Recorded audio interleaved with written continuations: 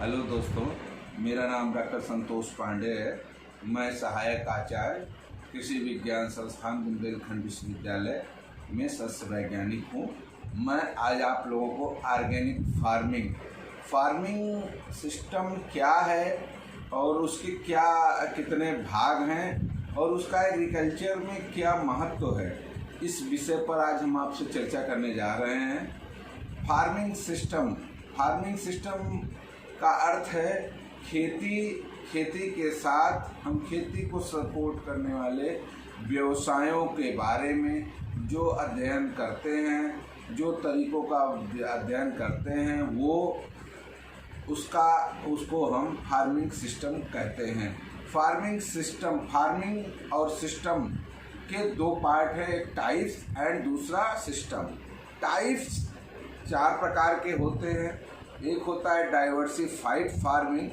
Diversified farming का अर्थ होता है कि जिसमें हम खेती के साथ साथ खेती को सपोर्ट करने के लिए, डाइवर्सिफिकेशन करने के लिए हम कार्य करते हैं। डाइवर्सिफिकेशन में हम उसके कई भाग हैं, उसको भी कई डिस्क्राइब कर सकते हैं, जैसे मधुमक्खी पालन, मुर्गी पालन, पशुपालन इत्यादि। इसके बाद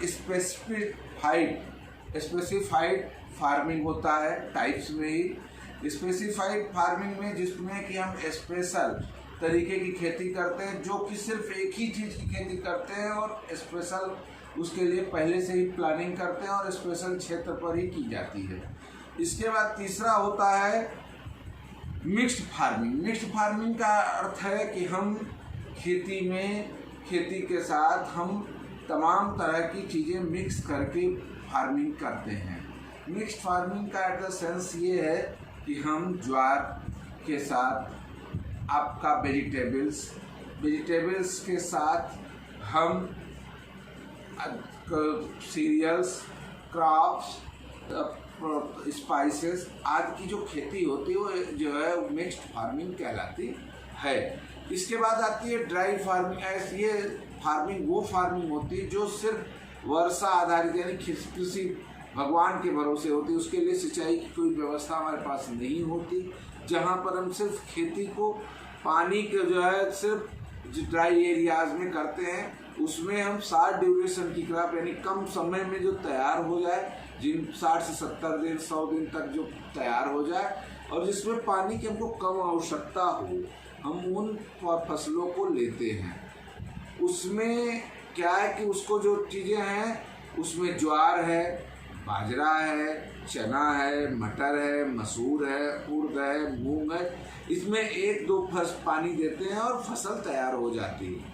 इसके बाद आती है रैंचिंग। रैंचिंग का मतलब होता है जहां हम खेती नहीं करते, सिर्फ चरागाह, जानवरों के लिए चारा उगाया जाता है, जहां पर भेड़ों का पालन किया जाता है। रैंचिंग फार्मिंग कहलाती है। अब बात आती है, हम लोग ये पढ़े, अभी आपको जो मैंने बताया ये टाइप्स था।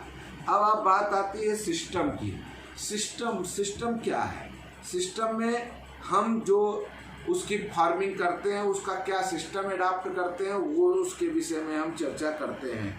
एक होता है इंडस्ट्रियल और प्रेजेंट फार्मिंग। इंडस्ट्रियल का मतलब होता है जो किसी कंपनी के लिए, किसी एक संस्था के लिए, दवाओं के लिए, किसी चीज़ के लिए हम जो खेती करते हैं। दूसरा होता है कोऑपरेटिव फार्मिंग। कोऑपरेटिव फार्मिंग का मतलब ये होता है कि जहाँ पर हम एक समूह बना लेते हैं किसानों का, छोटे छोटे ज़मीनों को एक करके उसकी जगह पर हम एक साथ खेती करते हैं। दूसरा, अब तीसरी फार्मिंग जो होती है स्टेट फार्मिंग होती है। स्टेट का मतलब ये है कि हम स्टेट में जो है पूरा एक स्टेट स्पेसिफिक, जैसे हम चावल बो रहे हैं तो राइस बोएंगे, वहाँ पर गवर्नमेंट उसकी जिम्मेदारी ले लेती है और वो फार्मिंग हम करते हैं। इसके बाद आता है कोऑपरेटिव फार्मिंग। कोऑपरेटिव फार्मिंग का मतलब होता है कि हम कोऑपरेटिव एक सोसाइटी बनाते हैं और सोसाइटी में एक उसकी समूह के मालिक होता है, उसका अध्यक्ष चयन होता है, उसके सदस्य होते हैं, उसमें जो निर्णय लिया जाता है और साल भर का जो इनपुट्स होते हैं उनकी व्यवस्था करके उसके साथ हम जो खेती करते हैं वो कोऑपरेटिव फार्मिंग कहलाती है।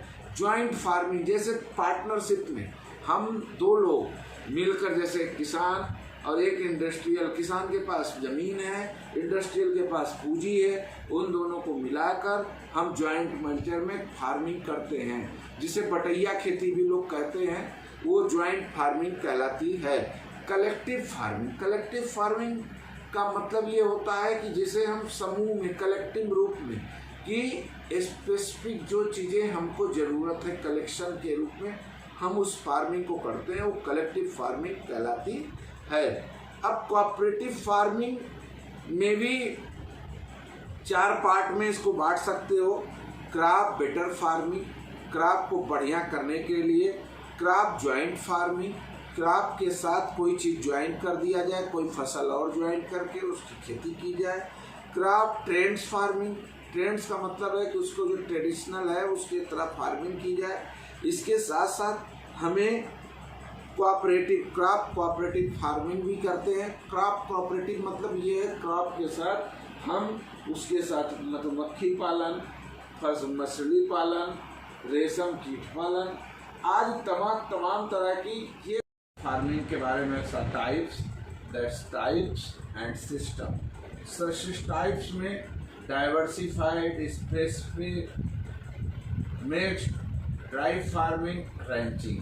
सिस्टम, अभी मैंने आपको दोनों चीज़ें मैं बताया, उसको मैं फिर से आपको डायग्राम के माध्यम से समझा रहा हूँ। सिस्टम में इंडिविजुअल, कलेक्टिव, स्टेट फार्मिंग, इसमें जो है individual farming system, capitalist farming system, state farming system, cooperative farming system, joint farming system and collective farming system. ये कैपिटलिस्ट है, ये कलेक्टिव है।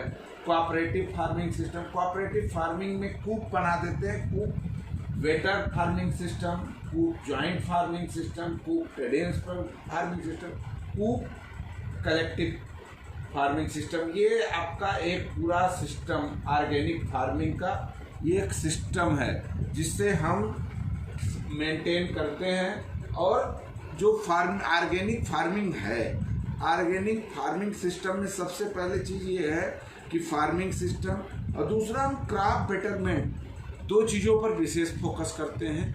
सबसे बड़ी चीज़ क्रॉप बेटरमेंट से क्या लेना देना है, क्रॉप बेटरमेंट में ये है कि हम क्रॉप्स को मेंटेन करने के लिए सॉयल का सैंपल लेते हैं। सॉयल में जो न्यूट्रिएंट्स हमारे कम होते हैं उनकी व्यवस्था हम करते हैं। इसके साथ साथ पौधों को आवश्यक जो न्यूट्रिएंट्स हैं, हम उन न्यूट्रिएंट्स की व्यवस्था करते हैं। न्यूट्रिएंट्स के लिए हम 2 तरह से जो है मिट्टी की जांच करते हैं। एक तो होता है मेजर सॉयल नमूना लेना, और दूसरा होता है माइनर। मेजर में हम जैसा कि आप सभी जानते हो कि मुख्य पोषक तत्व में NPK, नाइट्रोजन, फास्फोरस और पोटास, जो कि पौधों के मुख्य पोषक तत्व हैं, इनके बारे में हम जमीन के कलेक्शन से सॉयल सैंपलिंग लेते हैं, जिसके लिए हम आपको नेक्स्ट लेक्चर में सॉयल सैंपलिंग के बारे में हम आपको बताएंगे कि कैसे आप सॉयल सैंपलिंग लेंगे। और दूसरा जो सॉयल सैंपलिंग जो टेस्टिंग के लिए जाता है, माइक्रो न्यूट्रिएंट्स, जो कि carbon, sulphur, potash, molybdenum, zinc आदि तत्वों के बारे में भी जांच होती है, जो कि जांच कुछ तो यहाँ पर लोकल स्तर पर भी हो जाती है, कुछ लैब्स में ज़्यादा दिनों के लिए जाती है, जिसकी रिपोर्ट 1 हफ्ते से 15 दिन के अंदर में आती है।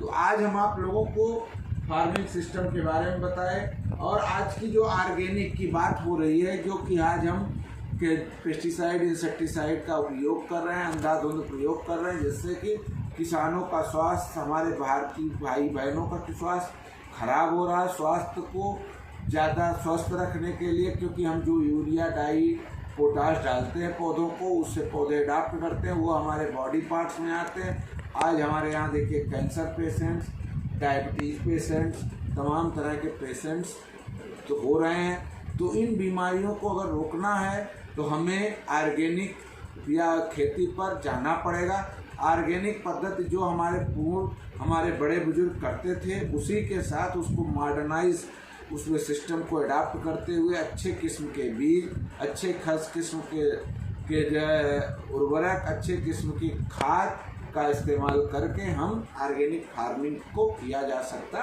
है। धन्यवाद।